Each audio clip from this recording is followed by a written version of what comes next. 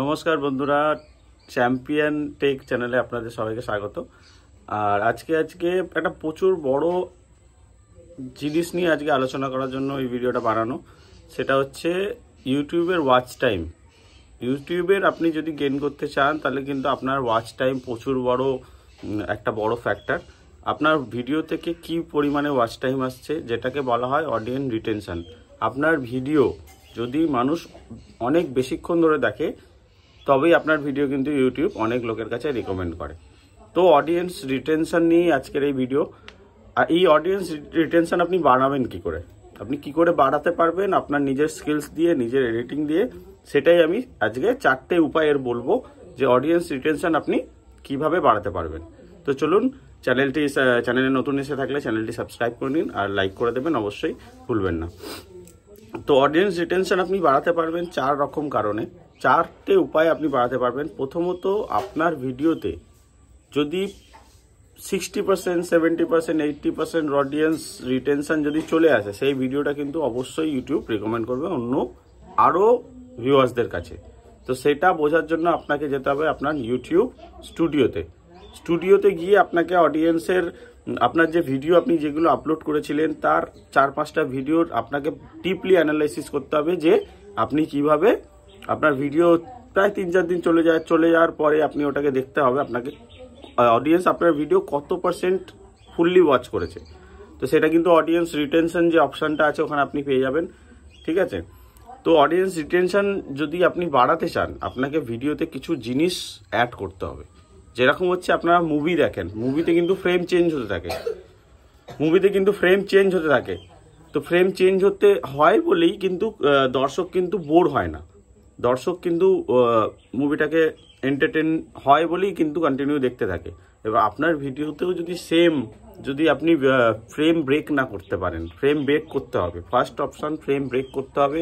আপনি যে টপিকে ভিডিও বানান না কেন, আপনাকে কপিরাইট ফ্রি কিছু ফুটেজ ইউজ করে সেটাকে কিন্তু ফ্রেমটাকে ব্রেক করতে হবে।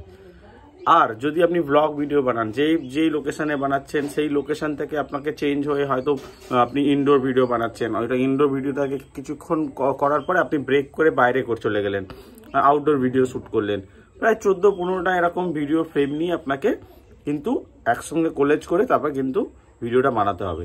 আপনি যদি কন্টিনিউ একটাই জায়গায় একইভাবে কথা বলে যান, কিন্তু কোম্পানি আপনার দর্শক কিন্তু আপনার ভিডিও দেখবেন, একদমই পছন্দ করবে না। আর আপনার ভিডিও 30-40% গিয়ে অডিয়েন্স রিটেনশনে গিয়ে আটকে যাবে।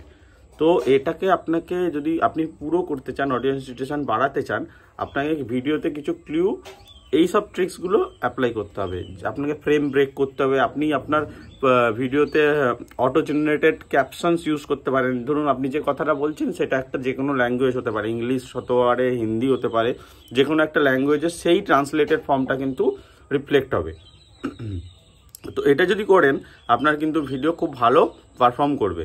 আপনি নিজেই অ্যানালিটিক্সে দেখতে পাবেন যে ওয়াইটি স্টুডিও যে অ্যানালিটিক্স অপশানটা রয়েছে, ওতে গিয়ে আপনি দেখতে পাবেন যে অডিয়েন্স রিটেনশন যে অপশানটা আছে ওখানে দেখতে পাবেন আপনার ভিডিওর টপ মুভমেন্ট কোনটা, আপনার ভিডিও স্পাইকস কোনটা, আপনার ভিডিও ইন্ট্রো সেকশনস কোনটা।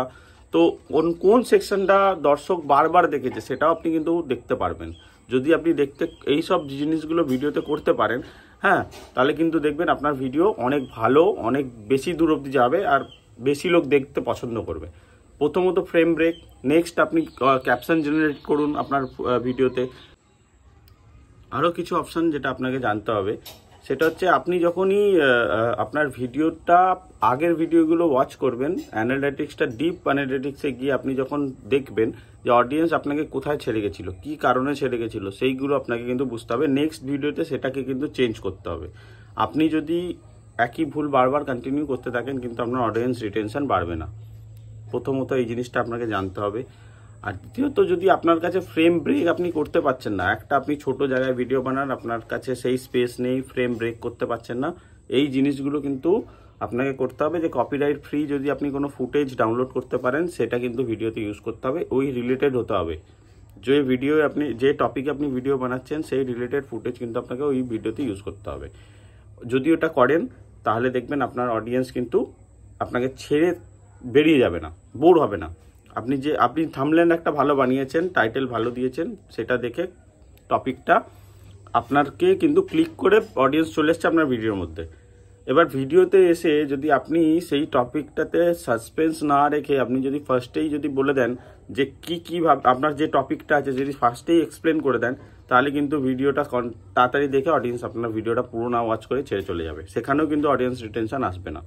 তো আপনাকে অডিয়েন্স রিটেনশন বাড়াতে গেলে আপনাকে সাসপেন্স রাখতে হবে, ভিডিওটা সেইভাবে প্ল্যান করতে হবে যাতে আপনার অডিয়েন্স সেই বেসটা পুরোটা দেখে, যে জিনিসটার জন্য সে আপনার ভিডিওটা ক্লিক করেছে, যে মেন টপিকটার জন্য, সেই টপিকটা যেন সে ভালোভাবে বুঝতে পারে, আর সেইটার জন্য সে যেন ওয়েট করে পুরো ওয়াচ টাইমটা আপনাকে দেয়। তো যদিও আপনার ওয়াচ টাইম ফুললি আসে একটা ভিডিও থেকে, তখন দেখবেন আপনার যে কোনো ভিডিও কিন্তু ভালো পারফর্ম করবে। আর ইউটিউবের অডিয়েন্স রিটেনশনটা হচ্ছে প্রচুর বড় একটা জিনিস। যদি আপনি অডিয়েন্স রিটেনশন পান, ইউটিউব নিজে থেকেই আপনাকে রিকমেন্ড করবে সেই ভিডিওটা আরও দর্শকদের কাছে, আরও ভিউয়ার্সদের কাছে। তো আপনারা যদি এই জিনিসগুলো করেন, দেখবেন যে আপনার ভিডিও ভালো চলছে। তো আজকের ভিডিও এত দূরই, নেক্সট ভিডিও দেখা হচ্ছে। ধন্যবাদ।